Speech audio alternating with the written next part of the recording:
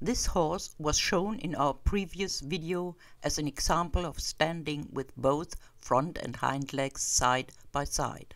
The majority of horses are having difficulties doing so today. The hindquarters should be positioned under the pelvis, supporting it like a column. Even with this horse it is not the case. The hindquarters are positioned behind the vertical. In this position the pelvis can only generate thrust. It is not in a supporting position, as should be the case with a horse trained up to the most difficult dressage level. For decades, breeding has been focused on thrust. Nowadays, even foals perform with spectacular movements in trot. Let us take a look at how this pushing position affects the horse. This horse used to be a licensed stallion, trained to haute école. When its health problems turned chronic, he was sold to a nice lady without great ambitions. This picture shows how the pelvis is in a pushing position. This causes problems carrying a rider. The bridge construction of the spine lacks the posterior supporting pillars. Such a horse does not collapse immediately when it's carrying a weight. Increasingly, however, the diagnosis load-bearing fatigue is being made earlier during horses' lives. If the bridge construction of the back is defective, a real collection is not possible because the center of gravity cannot be moved towards these slanted columns. Instead of carrying more weight with the hindquarters in the course of the training, today's horses move light-footed with their hind legs. The thrust from behind lifts both hind legs up. The horse's weight is supported only by one front leg.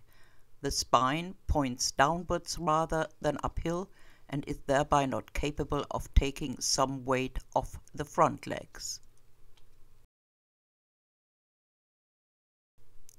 The piaffe is a key element of the haute école. By purposeful training, the hind leg is positioned in such a way that its joints are lined up on top of each other. Only then they are able to function like a spring. If the joints are in a vertical line and the horse is actually able to bend its hip and knee joint together with its hocks, the goal of training is accomplished. In that case, the horse is able to carry the rider's weight without the risk of damage.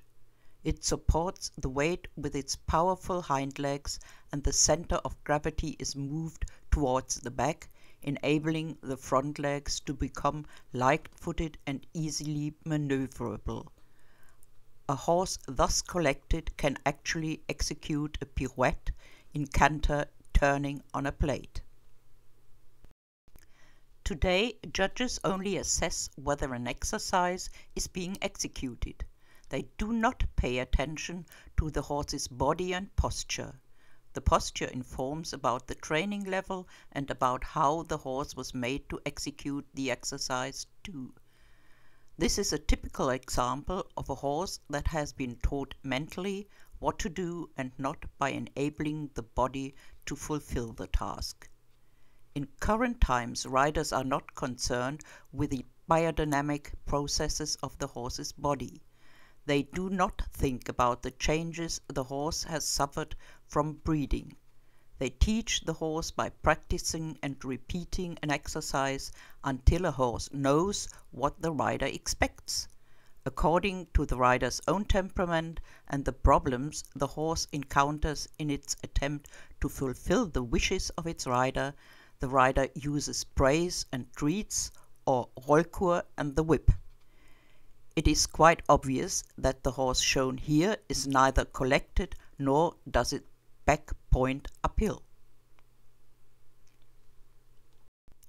Here one can see both horses in comparison. The joints of the horse on the right are positioned on top of each other. Those of the horse on the left push backwards. On the right side the joints are vertically assembled, on the left they are not. On the right side the back is raised, On the left, the back points obviously downwards. Edward Gall is demonstrating with Undercover what happens when a horse is out of balance because of too much thrust, and when the rider decides to tackle the problem by keeping a tight contact on the reins as well as forcing the horse forward with his legs. No wonder that a horse finally uses its power against this treatment and tries to escape. After such an experience, a horse usually refuses to enter into competition ever again. Until now, this has only happened with show jumpers. After this disaster in Aachen, Edward Gall made a helpless attempt at a small tournament in the Netherlands. Afterwards, Undercover was withdrawn from the Olympic Games in Rio. In our next video, we will focus on the riders.